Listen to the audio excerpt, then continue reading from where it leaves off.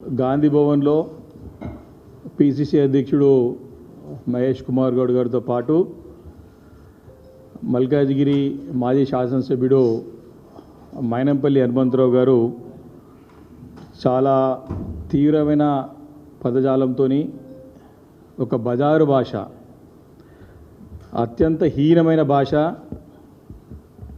మరి ఇప్పుడున్న తరుణంలో చిల్లరగాలు కూడా మాట్లాడే భాష, వారి మాట్లాడడం మరొక బజారు భాషతోని, ఆ చిల్లర భాషతోని మరి యొక్క పూర్తిగా అన్పార్లమెంటరీ లాంగ్వేజ్తోని మా నాయకుడు, మా పార్టీ కార్యనిర్వాహక అధ్యక్షులు, తెలంగాణ రాష్ట్రానికి 10 సంవత్సరాలు మంత్రిగా ఉండి అనేక సేవలు అందించి తెలంగాణ రాష్ట్రానికి అదేవిధంగా హైదరాబాద్ నగరానికి ఎంతో ఇమేజ్ తెచ్చిపెట్టినటువంటి కేటీఆర్ గారి పైన చేసినటువంటి మరి ఆరోపణలు కానివ్వండి, వారిపైన వాడినటువంటి భాష కానివ్వండి, వారిపైన చేసినటువంటి అనేకమైనటువంటి ఇలాంటి ఆధారాలు లేనటువంటి ఆరోపణలన్నింటినీ కూడా తీవ్రంగా ఈరోజు బీఆర్ఎస్ పార్టీ ప్రతి కార్యకర్త నాయకుడు అందరం కూడా ఖండిస్తూ ఉన్నాం. దీన్ని బేషరతుగా అటు అధ్యక్షుడు పిసిసి అధ్యక్షుడు కానీ, ఇటు మైనంపల్లి హనుమంతరావు గారు కానీ తక్షణమే వారి యొక్క మాటలని వాళ్ళు వాపసు తీసుకోవాలా, వాటిని ఉపసంహరించుకోవాలా. వారి దగ్గర నిజంగానే దమ్ము ధైర్యం ఉంటే వారు అనేక ఆరోపణలు చేశారు. హనుమంతరావు గారు ముఖ్యంగా చాలా ఆరోపణలు చేశారు, చాలా విషయాలపైన ఆరోపణలు చేశారు. మీకు నిజంగానే ఆ సత్తా, దమ్ము, ధైర్యం మీ దగ్గర నిజంగానే ఆధారాలు ఉంటే తక్షణం బయట పెట్టండి, లేకపోతే క్షమాపణ చెప్పండి. లేకపోతే తప్పకుండా దీన్ని మాకున్నటువంటి అనేక పద్ధతుల్లో తప్పకుండా ఇప్పటికే న్యాయ పోరాటం, న్యాయస్థానాల్లో మాకు న్యాయస్థానాలపై నమ్మకం ఉన్నది. న్యాయస్థానంలో తప్పకుండా దీనిపైన పరువు నష్టం దావా వేస్తాం. అన్ని వేదికలపైన కూడా తప్పకుండా వీరు చేసేటువంటి దుష్ప్రచారాన్ని బయట పెడతాం. ప్రజాక్షేత్రంలో తప్పకుండా ఏ రకమైనటువంటి అరాచకాలు, నిన్న ఒకటి కేటీఆర్ గారు మా పార్టీ అధ్యక్షుడు ఏం ప్రశ్నించిండు కాంగ్రెస్ పార్టీని, మా పార్టీ కార్పొరేటర్లు, మహిళా కార్పొరేటర్లు, బలహీన వర్గాల వారికి చెందినటువంటి కార్పొరేటర్లపైన దాడి జరిగితే దాడి ఎందుకు చేశారు, దాడి చేయడమే కాకుండా అక్రమంగా మళ్ళీ మా కార్పొరేటర్లపైన అక్రమంగా కేసులు పెట్టడం, ఇది ఎంతవరకు సమంజసం? ఈరోజు పోలీస్ వ్యవస్థ నిద్రావస్థలో ఉందా? హోంశాఖ బాధ్యతలు చేపడుతున్నటువంటి రేవంత్ రెడ్డి గారు మరి ఇలాంటి అరాచకాలని ప్రోత్సహిస్తూ ఉన్నాడా అని ప్రశ్నించినాడు. ఈరోజు దౌర్జన్యాలు, దాడులు, దూషణలు, ఎవరైనా సోషల్ మీడియాలో ప్రశ్నిస్తే వారిపైన అక్రమంగా కేసులు, వీటన్నిటినీ కూడా ప్రశ్నిస్తూ ఉంటే దానికి సమాధానం చెప్పలేక వ్యక్తిగతంగా మాకు అధినేత కేటీఆర్ గారి పైన మరి దూషణలు, దుర్భాషలు, అడ్డమైన భాష, బజారు భాష, చిల్లరగాలు కూడా రోడ్ల పోయిన వీధి భాష, వీధిలో పోయిన భాష మాట్లాడాడు. అది కూడా గాంధీ భవన్లో పత్రికా సమావేశం ఏర్పాటు చేసి వాడరాని భాష వాడి ఒక దిగజారుడు రాజకీయాలకి తెరలేపుతా ఉన్నారు. ఇది రేవంత్ రెడ్డి గారి నాయకత్వంలోనే జరుగుతూ ఉంది రాష్ట్రంలో. మరి ఆ భారతదేశంలో కూడా దేశ భవిష్యత్తు ఎక్కడ లేదు. ఈరోజు కొత్త రకమైన రాజకీయాలకి తెరలేపుతా ఉన్నారు. ఇవి భవిష్యత్తులో తీవ్ర పరిణామాలు చూపబోతాయని చెప్పేసి నేను కాంగ్రెస్ పార్టీని హెచ్చరిస్తామని చెప్పి సందర్భంగా మనవి చేస్తూ ఉన్నాను. మరి కార్పొరేటర్లను నిన్న మల్కాజ్గిరిలో అటాక్ చేయడమే కాకుండా, అక్రమ కేసులు పెట్టడమే కాకుండా, నడి రోడ్డులో వచ్చి వీధి రౌడుల్లాగా మరి ఓపెన్ ఛాలెంజ్లు వేస్తూ ఉంటే పోలీసులు పిల్లిలాగా వ్యవహరిస్తూ ఉన్నారు. ఎందుకు అని ప్రశ్నించేందుకు మా కేటీఆర్ గారి పైన మీరు దుర్విషలాడుతూ ఉన్నారని ప్రశ్నిస్తూ ఉన్నాం. మరి కేటీఆర్ గారి గురించి, వారి పాలన గురించి కూడా చాలా ప్రస్తావించినాడు. మరి వారు 10 సంవత్సరాల వారి యొక్క మంత్రివర్గం ఒక అనుభవంలో లక్షల కోట్ల రూపాయల పెట్టుబడులు తేవడమే కాక 10 లక్షల పైచీలకు యొక్క ఎంప్లాయ్మెంట్ క్రియేట్ చేసి హైదరాబాద్ నగరానికి చక్కటి ఇమేజ్ని సంపాదించి పెట్టినటువంటి నాయకుడు కేటీఆర్ గారు. ఈ రోజు వరకు కూడా ప్రభుత్వంలో లేకున్నా దేశ విదేశాల నుంచి కూడా ప్రత్యేకమైన ఆహ్వానాలు వచ్చి పిలిపించుకొని వారి యొక్క అనుభవాన్ని తెలుసుకొని ఏ రకంగా అభివృద్ధి చెందొచ్చో అని చెప్పేసి నేర్చుకుంటున్న సంగతి నేను గుర్తు చేస్తూ ఉన్నాను. అది వారికి కనపడది. తిట్ల పురాణం ఎత్తుకొని రేవంత్ రెడ్డి లేక అడ్డమైన భాష మాట్లాడితేనే వారికి నాయకుల్లా కనపడతారు తప్ప మరి మంచి పనులు చేస్తే వాళ్ళకి కనపడరని చెప్పేసి ఈ సందర్భంగా నేను తెలియజేస్తూ ఉన్నాను. ఇది ఒకటే అడుగుతూ ఉన్నాం.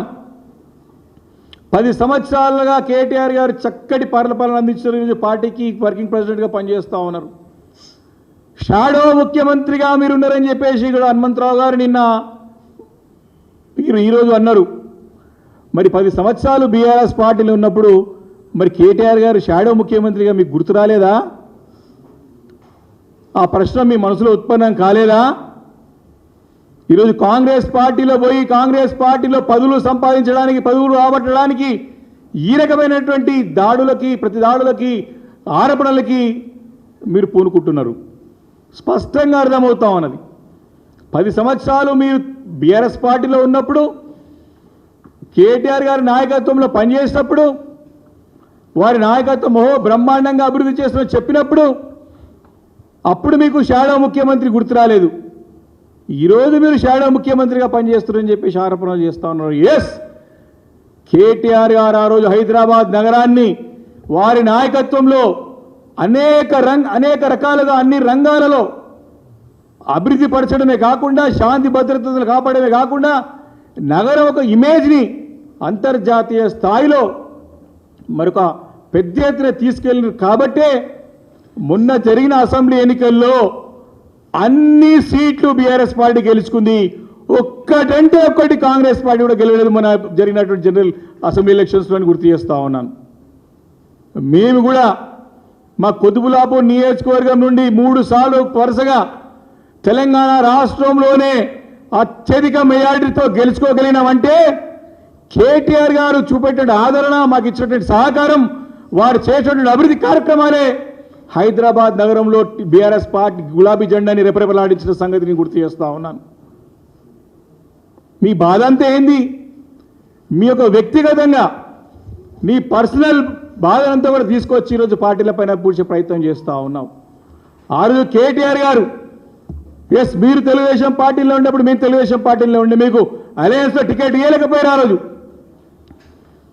మీరు ఆ రోజు నా రాజకీయ జీవితం అయిపోయింది, నాకు రాజకీయ భవిష్యత్తు లేదు అని మీరు మదనపడి బాధపడుతూ ఉంటే ఇదే కేటీఆర్ గారు కదా మీకు తీసుకొచ్చి ఆ రోజు పార్లమెంట్ సభ్యుడిగా పోటీ చేయడానికి అవకాశం ఇచ్చి మీకు ప్రోత్సహించి ఎన్నికల్లో పార్లమెంట్ సభ్యుడిగా ఓడిపోయినా మళ్ళీ మీకు పార్టీ గ్రేట్ హైదరాబాద్ అధ్యక్ష పదవి ఇచ్చి ఎమ్మెల్సీ ఇచ్చి మీకు పునర్జీవనం ఇచ్చిన మాట వాస్తవం కాదా?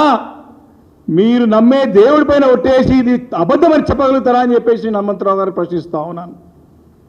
ఆ రోజు మీరు అన్నారు నా రాజకీయ జీవితం శూన్యం అనుకున్న సమయంలో మళ్ళీ నాకు రాజకీయ పునర్జన్మనిచ్చినటువంటి మీరు అని కేటీఆర్ గారిని వయసులో చిన్నవాడైనా సరే మీరు వారి కాలం మొక్కినమాట వాస్తవా కాదా అని ఒక్కసారి మీరు చూడగాడు ప్రశ్నిస్తా ఉన్నా.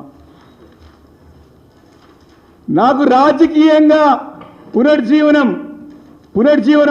ఇచ్చినటువంటి నాయకుడి కేటీఆర్ గారు మీరు మళ్ళీ నాకు లైఫ్నిచ్చిన పొలిటికల్గా అని చెప్పి ఆ రోజు వారి వయసులో చిన్న అయినా వారు వద్దన్నారు.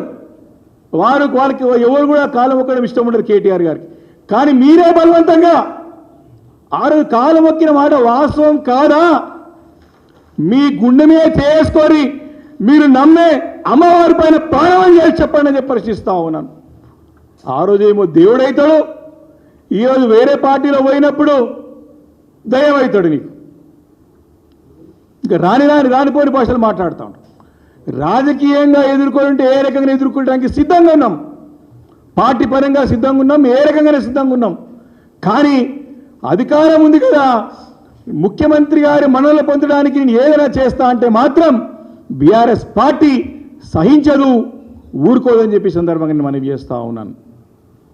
మీకు నిజంగా కూడా చిత్తశుద్ధి ఉంటే అభివృద్ధి పరచండి, అభివృద్ధిలో పోటీ పడండి, రేపు రాబోయే ఎన్నికల్లో పోటీ చేయండి, ప్రజల మన్ననలు పొంది గెలవండి తప్ప నేను ఇష్టం వచ్చినట్టు చేసుకుంటూ పోతాం, దౌర్జన్యాలు చేస్తాం, బెదిరిస్తాం, దాడుల పాటుపడతామని బెదిరించుకుంటూ పోతే మాత్రం ఈ ప్రజాస్వామ్యంలో వీటికి తావు ఉండదు అని చెప్పి నేను మరొకరు గుర్తు చేస్తా ఉన్నాను.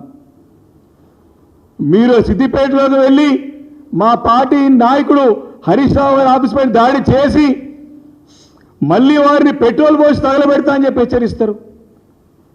ఇక్కడ వచ్చి మీ ఇంట్లో పడే దాడులు చేస్తామని చెప్తా ఉంటారు. పోలీసులు నిద్రపోతున్నా అని చెప్పేసి మేము ప్రశ్నిస్తూ ఉన్నాం. ఎస్, రెడ్ బుక్లో రాసుకుంటామని చెప్పినాం. తప్పకుండా ఈరోజు ఎవరెవరైతే అధికారులు కానివ్వండి, ఎవరెవరైతే నాయకులు కానివ్వండి మిత్త మీరి వ్యవహరిస్తూ ఉన్నారో, ప్రజాస్వామ్యబద్ధంగా కాకుండా దౌర్జన్యాలకు పాటుపడుతున్నారో తప్పకుండా వాడిని నోట్ చేసుకొని పెట్టుకుంటాం. సమయం వస్తుంది, అధికారం ఎవరికి శాశ్వతం కాదు. డెఫినెట్గా ఎవరికి ఏ రూపంలో సమాధానం లభించాలో తప్పకుండా సమాధానం లభిస్తుందని చెప్పేసి కూడా ఈ సందర్భంగా నేను హెచ్చరిస్తా ఉన్నాను. ముఖ్యమంత్రి గారు ఈరోజు ఘోరంగా విఫలమైనరు శాంతి భద్రతలు కాపాడడంలో. ముఖ్యమంత్రి గారు పరిపాలన అందించడంలో అట్టర్ ఫ్లాప్ అయినడు. అట్టర్ ఫ్లాప్ సీఎం ఈరోజు భారతదేశంలో ఉన్నారంటే అది రేవంత్ రెడ్డి అని చెప్పక తప్పదని చెప్పి సందర్భంగా మనం చేస్తా ఉన్నాను. వారి ప్రభుత్వంలో వారిపైన పట్టు లేదు, ఎవరికి వాడే దోచుకుంటున్నాడు, ఎవరు కావరే దౌర్జన్యాలు చేస్తా ఉన్నాడు. నేనేమో శాశ్వతంగా 10 సంవత్సరాలు ముఖ్యమంత్రి ఉంటా అంటున్నాడు. వారి సంబంధించి ఎమ్మెల్యేనే అట్లెట్టు ఉంటావు రాబాయి నువ్వు ముఖ్యమంత్రి అని చెప్పేసి వాళ్ళ పార్టీ ఎమ్మెల్యేనే ప్రశ్నిస్తున్నాడు. నువ్వు ఓడు రాబాయి కాంగ్రెస్ పార్టీని అయ్యా జాగిరా అని చెప్పి వాళ్ళ పార్టీ ఎమ్మెల్యేనే ముఖ్యమంత్రిని ప్రశ్నిస్తున్నాడు. కాబట్టి ఇలాంటి నాయకుని యొక్క పరిపాలనలో ఈ రకమైన దాష్టికాలు, ఈ రకమైన దౌర్జన్యాలు, ఈ రకమైన దాడులు జరుగుతున్నాయి అంటే ఇది కేవలం ప్రభుత్వం ఒక వైఫల్యం, రేవంత్ రెడ్డి యొక్క అసమర్థత, చాతగానితనం అని చెప్పి స్పష్టంగా నేను ఈ సందర్భంగా నేను మనవి చేసుకుంటూ, ఇలాంటి పునరావృతం అయితే మాత్రం తప్పకుండా పెద్ద ఎత్తున ఆందోళనలు ఉద్యమాలు తప్పవు. మా పార్టీ కార్పొరేటర్ల పైన ఖచ్చితంగా దాడి చేస్తే బాధ్యత గల పార్టీ కార్యనిర్వాహక అధ్యక్షుడిగా తప్పకుండా వారికి అండగా ఉండాల్సిన బాధ్యత వారిపైన మా పార్టీ పైన ఉంటుంది. ముఖ్యమంత్రి అయితే ముఖ్యమంత్రి అయ్యేది నువ్వో ఎవరు తెలుస్తానికి. ప్రజాస్వామ్య దేశంలో ప్రజాస్వామ్య పద్ధతిలో పార్టీ నిర్ణయాలు ప్రజలకు ఆశీర్వాదం ఉంటే ఖచ్చితంగా ముఖ్యమంత్రి అవుతాడు. ఆపడు ఎవరు తరం కాదు. అప్పుడు ఈ రకమైనటువంటి మాటలు మాట్లాడి ముఖ్యమంత్రి అయితే కళలు కంటా ఉంటాను అన్నారు. నీకు చెప్పిండా ముఖ్యమంత్రి కళ్ళగంట? చెప్పిండు ముఖ్యమంత్రి అయితే చెప్పిండా? అయ్యేది ఉంటే ఎప్పుడు ఎవరు ఆపలేడు. ఎవరికో ఫామ్ హౌస్ రాసిచ్చిండి అని చెప్తున్నాడు. ఆధారం ఉందా అనే దగ్గర బయటపెట్టు. ఇప్పటికే రేవంత్ రెడ్డి గారు లేనిపోని దొంగచాటున చిట్లాట్ చేసి డైవర్ట్ చేసే రాజకీయాలు చేస్తే ఆ ట్రాప్లో పడి మాట్లాడుతూ ఉన్నారు. తప్పకుండా మీకు చెప్పినట్టుగా మీ దగ్గర ఏదైతే ఆధారాలు ఉంటే తప్పకుండా బయట పెట్టండి. చర్చించడానికి సిద్ధంగా ఉంది బీఆర్ఎస్ పార్టీ. లేకపోతే మాత్రం తప్పకుండా దీనిపైన న్యాయ పోరాటం చేస్తాం. ప్రజాక్షేత్రంలో కూడా పోరాటాలు చేస్తాం, ఉద్యమాలు చేస్తాం. వ్యక్తిగతంగా మాత్రం మీరు దాడులు చేస్తా అంటే మాత్రం కూర్చుంటానికి బీఆర్ఎస్ పార్టీ సిద్ధంగా లేదు. ఇది ఉద్యమ పార్టీ. ఈరోజు కొన్ని యొక్క పత్రికల పైన కొన్ని ఆరోపణలు వస్తూ ఉన్నాయి. వారు సమాధానం చెప్పుకుంటారు, వీరు మెడ వేసుకుంటున్నారు. ఏదో రకరకాలైనటువంటి విషయాలను చూస్తూ ఉన్నాం. కాబట్టి మీరు మాట భాష ఆ ఒక అడ్డమైన భాష మానుకోవాలి. మేము కూడా ఖచ్చితంగా మాట్లాడతాం. సమయం వస్తే ప్రతి కార్యకర్త కూడా లేచి బయటికి వెళ్తానికి కూడా సిద్ధంగా ఉన్నాడు. మీరు దయచేసి రెచ్చగొట్టేటువంటి వ్యాఖ్యలు మానుకోండి, లేకపోతే మాత్రం తీవ్ర పరిణామాలు తప్పవని చెప్పేసి కూడా నేను ఈ సందర్భంగా నేను హెచ్చరిస్తూ, మరి మల్కాజ్గిరిలో ఈరోజు అక్కడ ఒక్కసారి వెళ్ళి మీ పార్టీ నాయకులు ప్రజలు ఏమనుకుంటారు ఒక్కసారి తెలుసుకోండి. ఈ స్థాయి ఎంత దిగజారిపోయిందో హనుమంతరావు గారి స్థాయి ఈరోజు మల్కాజ్గిరిలో పోయి తెలుసుకోండి, తెలుస్తుంది. ఈరోజు కార్పొరేటర్లు నీకు నమ్మి పనిచేసే కార్పొరేటర్లే ఈరోజు నీ పైన తిరగబడతా ఉన్నారంటే నువ్వు చేసిన పనులేంటి ఒక్కసారి గుర్తు చేసుకోండి అని చెప్పేసి ఈ సందర్భంగా హెచ్చరిస్తూ ఉన్నాను. కాబట్టి డెఫినెట్గా మేము ప్రజాక్షేత్రంలో ప్రజల తరపున పోరాటం చేస్తూనే ఉంటాం, అడుగుతూనే ఉంటాం, ప్రజాప్రతినిధుల హక్కుల గురించి కూడా పోరాటం చేస్తాం. కానీ దాడులతో భయపడిస్తా అంటే మాత్రం బీఆర్ఎస్ పార్టీ భయపడటానికి కానివ్వండి, వారు నిజంగానే మీకు గులాంగిరి చేస్తానికి మీరు ఆ కలలో భ్రమలో ఉంటే బయటపడండి. మరి దీని పరిణామాలు ఏ రకంగా ఉండబోతున్నాయో మీరు ఊహించని రకంగా ఉంటాయి, జాగ్రత్త పడండి అని చెప్పి ఈ సందర్భంగా హెచ్చరిస్తా ఉన్నాను. Thank you.